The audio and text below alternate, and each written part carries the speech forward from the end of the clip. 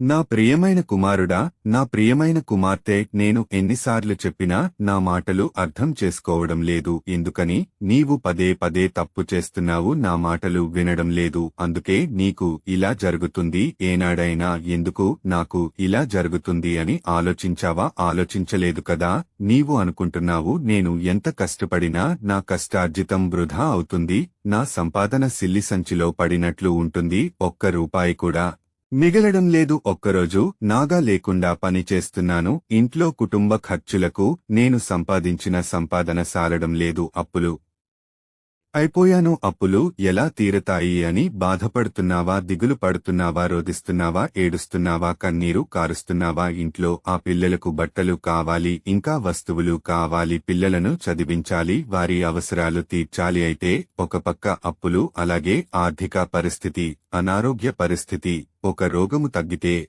మరొక రోగం వస్తుంది. అలాగే నేను పనిలోనికి వెళ్లతేనే కాని ఇంట్లో కుండెక్కదు, కూటికి లోటు. పిల్లలు అది కావాలి, ఇది కావాలి అని, తినడానికి ఏమీ లేదు అని అమ్మ నాన్న, నాకు అది పట్టికరా, నాకు ఇది పట్టికరా, తినాలని ఉంది అని పిల్లలు చెబుతున్నారు. అయినా నా చేతిలో సిల్లిగవ్వ లేకపోవడం వల్ల ఏమీ తేలేకపోతున్నాను. పిల్లల కోరికలు నెరవేర్చలేకపోతున్నాను. ఇదంతా నాకేనా? నా కుటుంబాన్ని కేనా? నేను, నా కుటుంబము అనుదినము ప్రార్థన చేసుకుంటాము, కాని బ్రతకలేము, ఉండలేము. ఉదయమున లేవగానే ప్రార్థన చేసుకుంటాము. అలాగే ఏది తిననా త్రాగినను ప్రార్థన చేసుకోకుండగా తినము. ప్రార్థన చేసుకోకుండా పవిత్రాత్మ తైలము నొసటపైన సిలువ గుర్తు వేసుకోకుండగా ఇంటి నుండి నా భార్య కాని, నా పిల్లలు కాని, నేను కాని ఎక్కడికి వెళ్లము. ఉపవాస దినాల్లో కాని, ఆదివారం రోజు కాని ప్రార్థనకు పెందలకడనే వెళతాము. దేవుని మాట ధిక్కరించము, దేవుని మాట పెడచెవిని పెట్టము. ఇవన్నీ చేసిన నా జీవితంలో దేవుడు నా ప్రార్థన ఆలకిస్తున్నాడా లేదా? ఎందుకని ఇలా జరుగుతుంది అని బాధపడుతున్నావా? సింతిస్తున్నావా? రోధిస్తున్నావా? ఏడుస్తున్నావా? కన్నీరు కారుస్తున్నావా? బాధపడకు, సింతించకు, రోదించకు, ఏడవకు. నీ కన్నీరు ఆనంద భాష్పాలుగా మారుస్తాను. నేను ఇచ్చే అంతవరకు ఓపిక పట్టము. నాయందు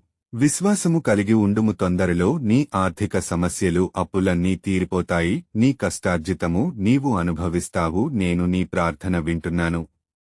నేను నీ దేవుడను, ప్రభువుడనైన యేసయ్యను మాటిస్తున్నాను. ఆమెన్.